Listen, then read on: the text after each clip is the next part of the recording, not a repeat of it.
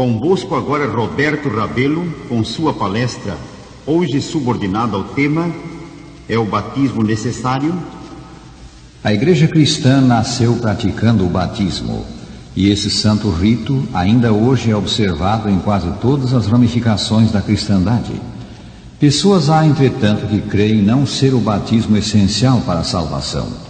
Tais pessoas aceitam a fé cristã como verdadeira e mostram-se dispostas a praticar seus ensinos, mas não concordam com o batismo, não o querem receber. É o batismo necessário e indispensável, ou podemos salvar-nos sem eles? Que dizem a esse respeito as Escrituras? Respondendo a esta pergunta, lembramos primeiro que o batismo foi ordenado por Cristo.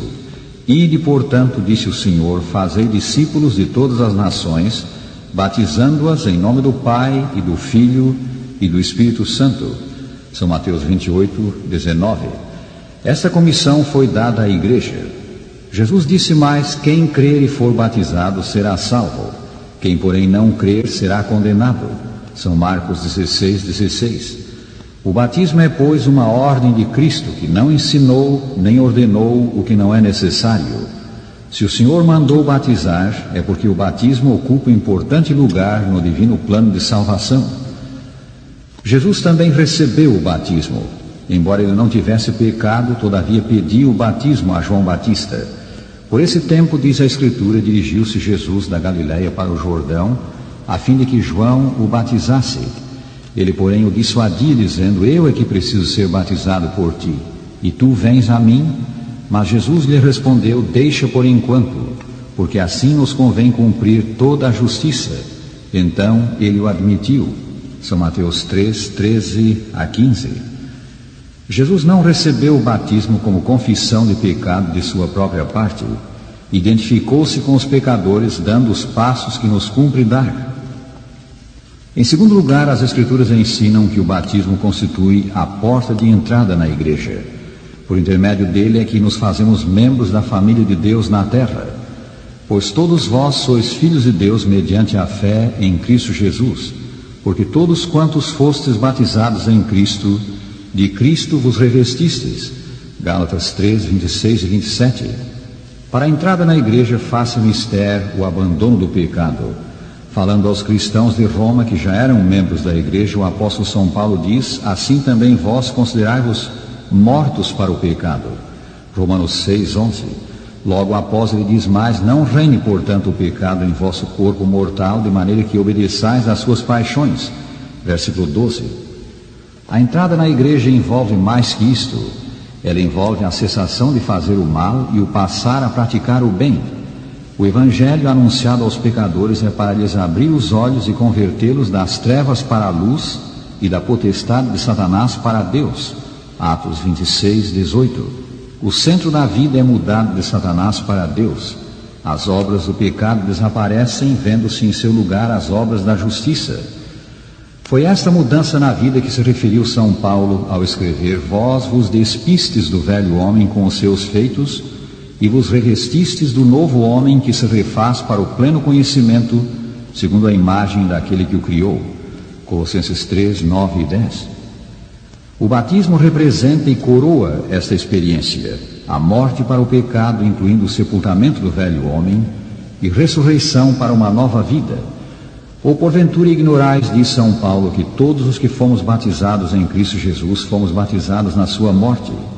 Fomos, pois, sepultados com ele na morte pelo batismo, para que, como Cristo foi ressuscitado dentre os mortos pela glória do Pai, assim também andemos nós em novidade de vida. Romanos 6, 13 e 4.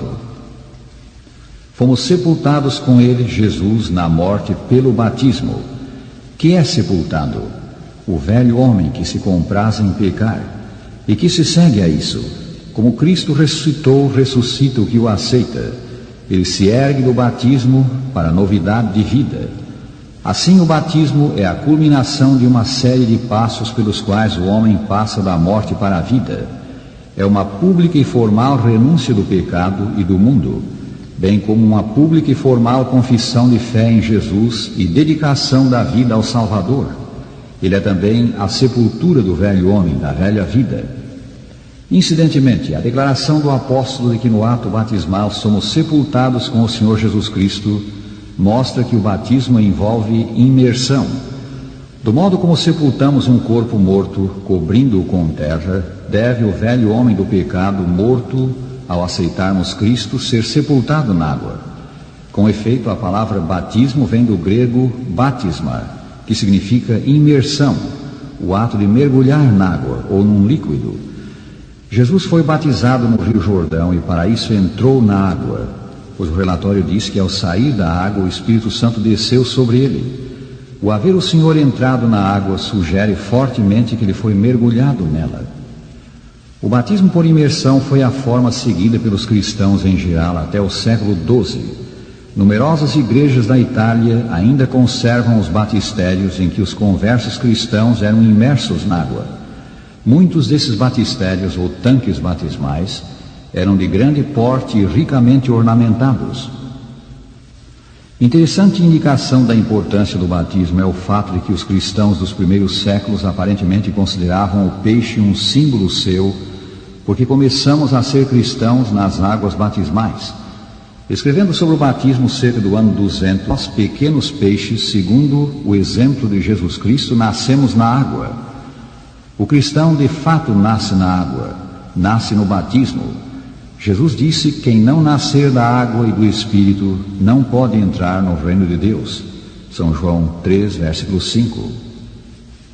Para os apóstolos de Jesus e para os cristãos primitivos, o batismo era um passo vital. Foi num batismo que culminou o grande dia de Pentecoste. Então, relata São Lucas, os que lhe aceitaram a palavra foram batizados, havendo um acréscimo naquele dia de quase 3.000 pessoas. Atos 2:41. O veemente Saulo de Tarso tão logo entendeu que Jesus era o seu Salvador, aceitou-o como tal e logo foi batizado. Atos 9:18. O carcereiro de Filipos, tendo-lhe São Paulo anunciado Jesus, creu no Senhor como seu Salvador pessoal e na mesma noite foi batizado, e todos os seus. Atos 16:33. Que passos devem preceder o batismo para que ele seja o que deve ser? Em primeiro lugar, deve haver fé em Jesus. O próprio Senhor Jesus Cristo disse: quem crer e for batizado será salvo. São Marcos 16:16. Essa crença deve ser crença no sacrifício expiatório de Cristo, crença em Jesus como nosso Redentor pessoal. Em segundo lugar, vem o arrependimento do pecado. Arrependei-vos e cada um de vós seja batizado em nome de Jesus Cristo para a remissão dos vossos pecados. Atos 2:38. Em terceiro lugar, vem a completa dedicação da vida a Cristo. Oferecei-vos a Deus como ressurrectos dentre os mortos e os vossos membros a Deus como instrumentos de justiça. Romanos 6:13. Quando o batismo se segue a estes passos, ele na verdade une a alma a Cristo e nos introduz à Igreja, corpo místico do Senhor na terra. E assim o valor do batismo é decorrência da ligação com Jesus, pois é a graça de Cristo que dá vida à alma. Separado de Cristo, o batismo, como qualquer outro serviço, é uma forma sem valor. Cristo fez o batismo a entrada para o seu reino espiritual. Fez isto uma positiva condição com que devem concordar todos quantos desejam ser reconhecidos como sob a autoridade do Pai, do Filho e do Espírito Santo.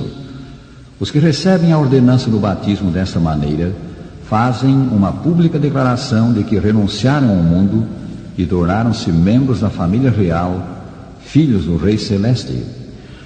Os que pelo batismo fazem com o Salvador aliança para servi-lo, herdarão o seu reino. Todos quantos fostes batizados em Cristo, escreveu São Paulo, de Cristo vos revestistes, e se sois de Cristo, também sois herdeiros segundo a promessa, herdeiros do reino que nos preparou. Gálatas 3:27. Como vemos, o batismo é uma necessidade.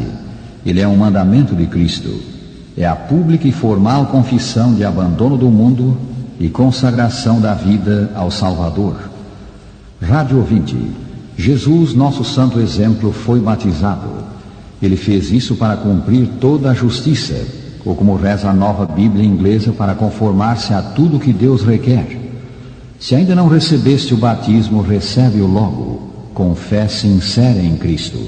Assim serás feito membro de sua família na terra e orientarás a vida para em tudo enaltecê-lo.